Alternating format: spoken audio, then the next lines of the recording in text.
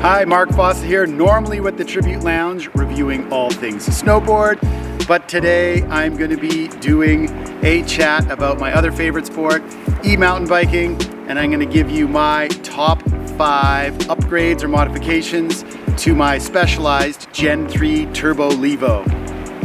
So this is my personal Specialized Turbo Levo. The Gen 3s started, some people were able to get their hands on them in the spring or early summer of 2021. I got this in March of 2022 and it is still current. When they marketed it, it was a 2023 back in 2021. So the Gen 3 is a Gen 3. They're all pretty much the same, maybe really small spec differences, but same geometry, same frame, same motor, same battery. This is an S3, fits me like a glove. I'm about 172 centimeters, around 5'8", and with about 45 centimeters of reach, this thing fits great. Modifications, let's just get right into it. First thing, this bike out of the box, if you weigh 70 kilos or about 155 pounds or less, it's amazing. It is great out of the box. You can really get away with not doing anything to it. I, however, weigh about 185 pounds, over 80 kilos, and I really felt I needed to make these upgrades or modifications to get the bike to do what I wanted it to do for me. I live in Nelson, British Columbia. Our trails are pretty heavy hitting. A lot of big chunky stuff, a lot of big jumps and drops that we like to do. So I needed to do some upgrades. Very first thing, upgrade number 1, brakes. Saint brakes worked great without the chainsaw in the background. Brakes, the most important thing on any bicycle really is the ability to stop. Sorry SRAM, the code Rs or whatever they were on there initially just didn't have the stopping power. If you're a lighter rider, you could probably get away with a 220 rotor instead of the 200 millimeter rotor that's on there. I've gone with both, an upgrade. I went right to, of course, Shimano. I went to Saints and a 220 rotor. Way better stopping power. I left the 200 rotor in the rear, so I'm Saint front and rear. The 200 in the back with the Saint is plenty for me. If you're over 200 pounds or 95 kilos or so, you probably go 220 both front and rear, and some sort of Shimano brakes. The XTs or the SLX will probably have almost the same stopping power as the Saints. Upgrade number 2. This one's super cool, the Cascade Link. Gentleman in Washington State in the States runs Cascade Components. He's an engineer who optimizes kinematics in anything. And some of the bike companies are even a little pissed off that they haven't been able to figure out their own suspension system as well as Cascade Components can. He makes different swing arms, singles. Of course, with this Horse Link, it's 2 different pieces for all sorts of bikes, and definitely he saw that he could optimize what this bike had to offer. So now, with some like really small differences in where the hole placement is on these arms, this bike has gone from 150 in the rear with a 21% ratio for your progressiveness to 160 with a 28. Essentially, it's bumped it up a full centimeter and it's more progressive. Massive difference. It felt like it added 2 centimeters to the middle of the stroke of this bike. I had to pump it up really strongly to not be bottoming out. Then I had like no small bump sensitivity. This made a huge difference. He's got one better for people a little heavier than me. If you're 90 kilos or heavier, he has one that'll take you to 165, but you do need to replace your shock with one that has a longer stroke. And a lot of people are doing that with a lightweight coil, and I think that's probably really the way to go. I probably should have done that, but this was so easy to do. Watched a little YouTube video just for sequencing. I was able to replace these myself very quickly. Does not change the geometry of the bicycle, which is super cool. The way he does everything is ingenious.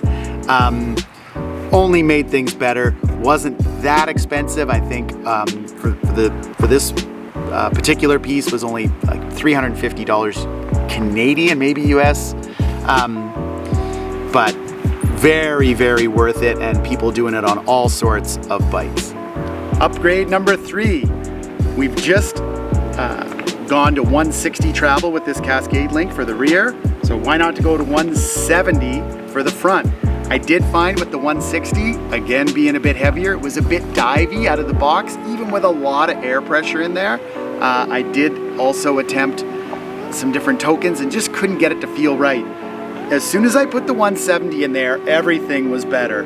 So not only do I get that extra centimeter of travel, but it was way more progressive. And my friend who, during my annual fork cleaning, essentially, and maintenance, he put that in there for me, and he said, just stick with the 2 tokens. It makes a big difference when you increase all that extra air in the chamber with the progressiveness.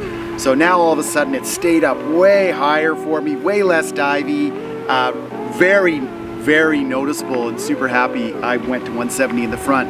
I will add, that does jack the bike up a little bit. So the Cascade Link does nothing to the geometry at all, because the guy's a wizard.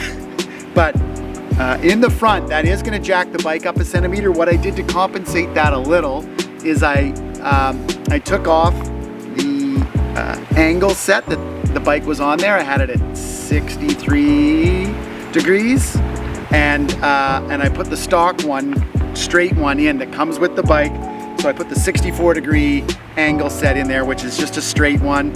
And because of the extra up, I'm probably somewhere between 63 and a half, 63 and 3/4 head tube angle.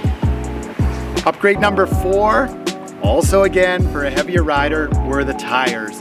I managed to keep that Butcher on the front that it came with for the better part of the whole first autumn that I had it. The rear one was useless pretty much straight away. The sidewalls were just not strong enough. I had to put a ton of air in there to get them to not roll. I do run cush cores as well. They're not too bad now, especially for, again, people that are lighter and don't need a super burly sidewall. The first upgrade I went with was this Goodyear, and it was amazing. It's at the very end of its life now, but never had a flat on it. Super strong sidewalls, could run a very low PSI.